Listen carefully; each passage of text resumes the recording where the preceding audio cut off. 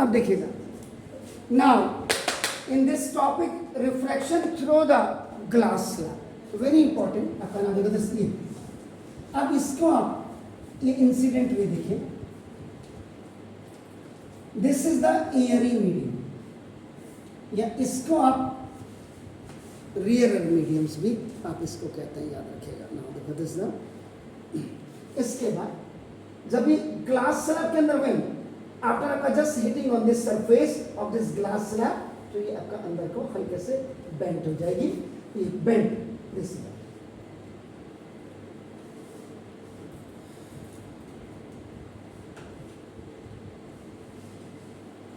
और वैसे if you not keeping the glass slab on the path of this incident रे, तो ये कायदे से अगर आप देखेंगे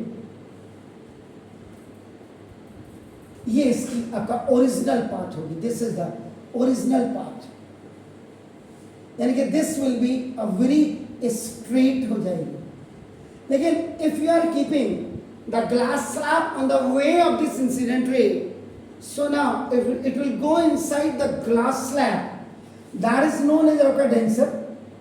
कई बुक्स में आपका मीडियम 1 मीडियम 2 लिखा होगा, इसमें हो सकता है आपका मीडियम 1 लिख दे, and this one will be आपका मीडियम 2 लिख देते हैं। ये इंसिडेंट रे, अब इसको आपका रिफ्रैक्टेड रे, RA है, रिफ्रैक्टेड रे, ये देखो। और लेकिन जैसे again it will come in the airy medium from this point, this ray is known as your emergent ray.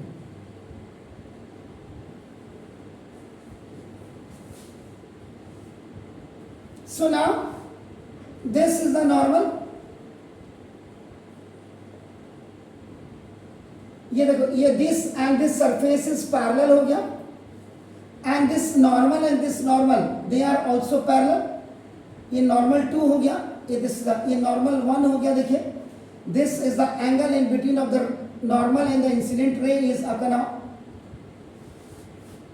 Angle of incidence, and this ray which is the refracted ray, and in between of this and this normal, now this will be a small r, that is angle of refraction, and when it will come here, ये r है, it will be also r आपका देखो, लेकिन ये हो जाएगा angle of emergence, ये वाला। and the original ray, this incident ray and this emergent ray, तो देखो incident ray is parallel to the emergent ray, ये देखो, and this is when they both are parallel to each other, this is known as a lateral displacement. When incident ray, the original which is coming up without keeping a glass, when this incident ray is coming directly, it is not going to be deviated from its path, and after keeping the glass slab on its path, so now it is changing into the refracted ray, and again coming when it is outside of this glass slab to the air medium, that ray is known as emergent ray. When the original ray and the emergent ray, they are parallel to each other, so now that distance is known as lateral displacement. Simple. इतनी चीजें तो पहले आपको एक clear हो जानी चाहिए। तो अब आपका देखो इसमें क्या हुआ, अगर आप देखें, सॉरी, इंसिडेंट रे, ये देखो, ये आपका एयरी मीडियम में था, यानी कि एयरी मीडियम को आप यहाँ पे इफ यू आर राइटिंग आपका मीडियम 1, नो प्रॉब्लम। देन आपका देखो ना रिफ्लेक्टेड रे, ना दिस इज द, ये आपका डेंसर मीडियम था, या इसको मीडियम नंबर आपका देखो ना 2 हो गया। Then third equal someone is, so ना रिफ्लेक्टेड रे के बाद देखिए आपका third one is emergent ray. ये देखिए again it is in airy और रियर और मीडियम वन, 3 चीजें देखिए। Then the fourth one is angle of incidence. Angle of incidence ray, angle between आपका incident ray and normal, and this is the denoted by I. फिर देखो angle of refraction, ये angle between आपका refracted रे and normal, ये देखो आपका, और डिनोटेड बाय आपका आर हो गया स्मॉल। हाँ, इसके बाद आपका देखो ना दिस एंगल ऑफ इमरजेंस, ये एंगल बिटवीन आपका ना देखो दिस एंगल बिटवीन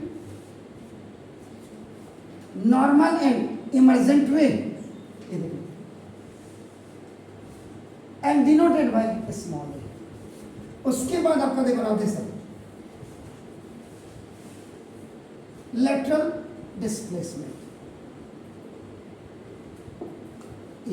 इसका मतलब the distance, sorry the parallel लिख देता हूं, the parallel distance between incident ray and,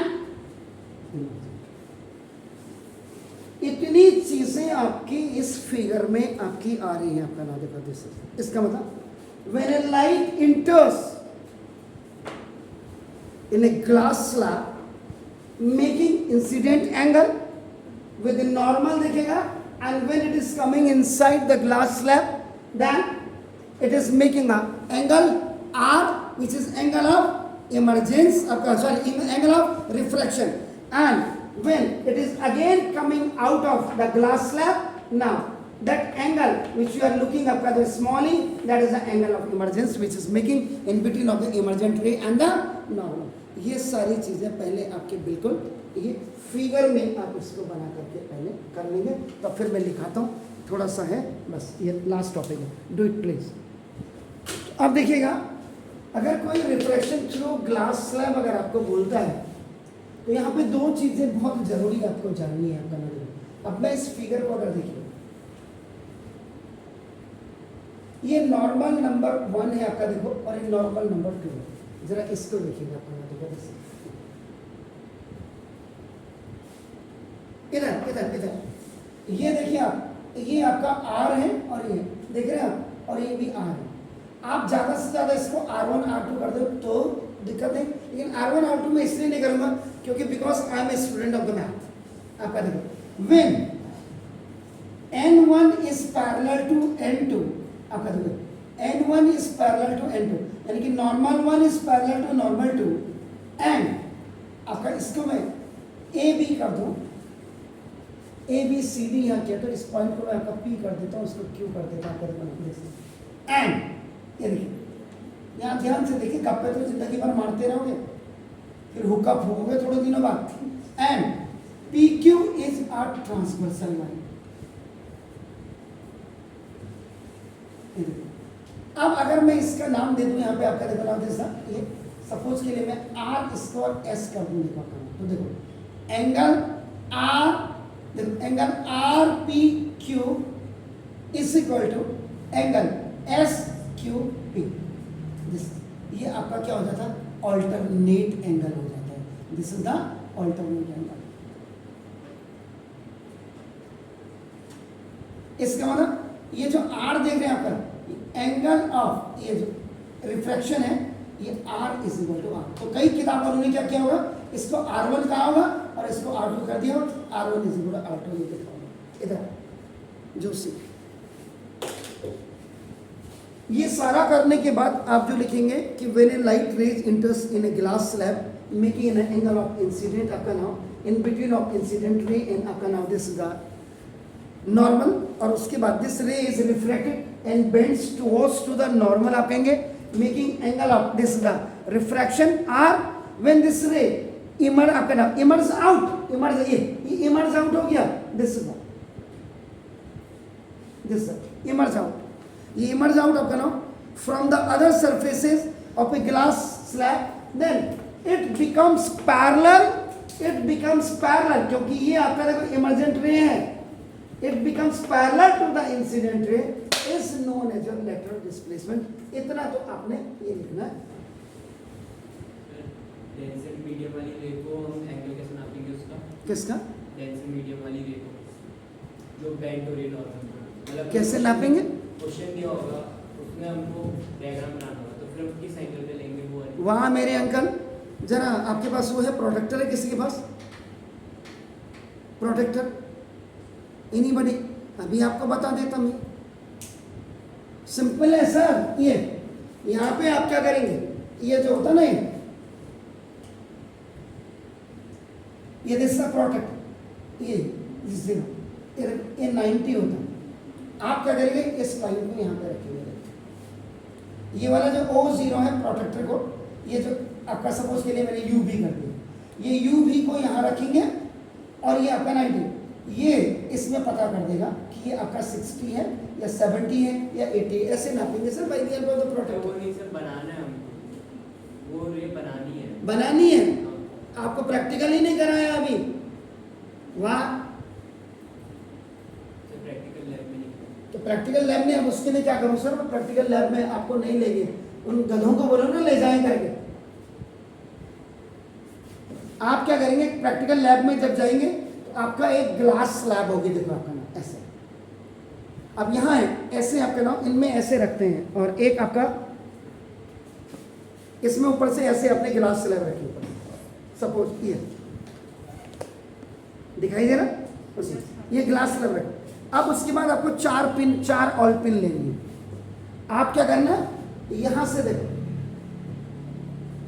अपनी तरफ को ये एक लाइन खींच देना इसको ऐसे, उसके बाद क्या करना, इसमें 2 ऑल पिन्स को लगा देना, 2 ऑल पिन को लगाने के बाद यहां आप आंख के सामने जब इसको ऑल पिन को ऐसे रखेंगे यूं करके, इसके दोनों के हेड जो 2 ऑल पिन आप रखेंगे ये ऐसे करके 2 ऑल पिन, इन दोनों के हेड आपकी जो बिल्कुल दिखनी चाहिए एक दूसरे के पास ऊपर। उसके बाद यहाँ पे आप अपनी आई को रखेंगे और दूसरी तरफ आप क्या करेंगे, अब यहाँ ये ऑल पिन को पहले ये ऐसे, इन दोनों ऑल पिन की हेड और इन दोनों ऑल पिन की हेड आपके जो है दोनों दिखनी चाहिए, मतलब ये इसके पीछे ये, इसके पीछे ये, इसके पीछे ये, ऐसे आनी चाहिए। मतलब इसका मतलब ये आपका इससे छुप जानी चाहिए, सिंपल सी बात हो गई यार। हाँ, अब आपका देखो, उसके बाद जब ये छिप जाएंगे इसके हेड से, ये भी नहीं दिखनी, हेड ही हेड दिखने चाहिए बस। उसके बाद आप क्या करेंगे, ग्लास स्लैब को आपने हटा दिया, उसके बाद इसको पहले ग्लास स्लैब के बाहर से ही आप फॉर्मेट आप बना देना रेक्टेंगुलर आपका स्लैब का, और उसके बाद इन दोनों को मिला देना। ग्लास स्लैब आप उठा लीजिएगा, इसको मिला दीजिएगा, तो ये इंसिडेंट रे, ये रिफ्लेक्टेड रे और इमर्जेंट रे आपका ये हो गया। और उसके बाद अब आप 90 डिग्री का आपका ये नॉर्मल, ये N1 आपका ये बना दीजिएगा, और ये आपका N2 आप ये बना दीजिएगा। इसकी मेजर कर लेना आई की, इस R1 की मेजर कर लेना, इस R2 की मेजर कर लेना, और E की मेजर कर लेना, जो मैंने यहाँ पे लिखा हुआ आपका नाम देखो दिस। अब इतना कुछ करने के बाद आपने जब इसको पूरा डिनोट कर दिया, ऐसे आपने बताया कैसे बनाएंगे हम, अब आ गया समझ में? नहीं तो कल ग्लास स्लैब अगर होगा तो मैं यही आपको प्रैक्टिकल इसका समझा भी दूंगा, लेकिन इसके लिए नीचे से आपको थोड़ा प्लेटफॉर्म चाहिए उधर आपका एनी। तो अब now by Snell's law, first law क्या था रिफ्लेक्शन का? फर्स्ट लॉ कि the incident ray, the normal and the reflected ray all will lie on the same point, on the same plane, and that point is known as the point of incidence. And second में क्या था, second में आपका reflection में the ratio of the sine of angle incidence and sine of angle refraction was equal to the constant, that constant is known as your neta or mu, and that is known as your refractive index. वही आपने यहाँ पे लगाना है आपका नाम देखो बस। अब जैसे ये मीडियम 1 था, देखो ये मीडियम 1, ये फिर देखो अंदर वाला आपका देखो जैसा ये मीडियम 2 था, और फिर ये आपका देखो फिर बाहर आई ये आपका ये मीडियम 1 हो गया आपका नाम। तो by Snell's law of refraction, refraction में जो स्नेल्स का लॉ था वो क्या था आपका, नीटा। वहां पे तो आप क्या करते थे, नीटा लिख देते, इस नीटा को आप रिफ्रैक्टिव इंडेक्स लिखते थे अपने ऐसे। लेकिन यहाँ पे अब आपको दिखाना पड़ेगा कि नाउ ये रिफ्रैक्टिव इंडेक्स, ये नीटा आपका ये फ्रॉम 2 to 1, यानी refractive index of glass slab with respect to, यानी कि डेंसर मीडियम टू मीडियम 1 ऐसे करेंगे अपना upon sine i upon sine r. ये हो गया, देखा अपना दिस। चलिए उसके बाद अब आप करें, एक मिनट बेटे, फिर इसके लिए देखो पहले ये, फिर क्या होगा, यहां से आपका 2 से 1, यहां भी वही हुआ कि the refractive index of glass with respect to air हो गया। इधर से कुछ ले जाओ तो देखो या आप जैसे 2 1, या आप इसको ऐसे भी कर सकते हैं, यहां से अंदर को ले जा सके 1 to 2 भी कर सकते हैं, आपकी मर्जी कहेंगे, दो मर्जी कर दो। तो ये इसी को आपका क्या हो जाएगा, अब यहां पे साइन आर इधर से करोगे तो क्या हो जाएगा, sine e upon sine are.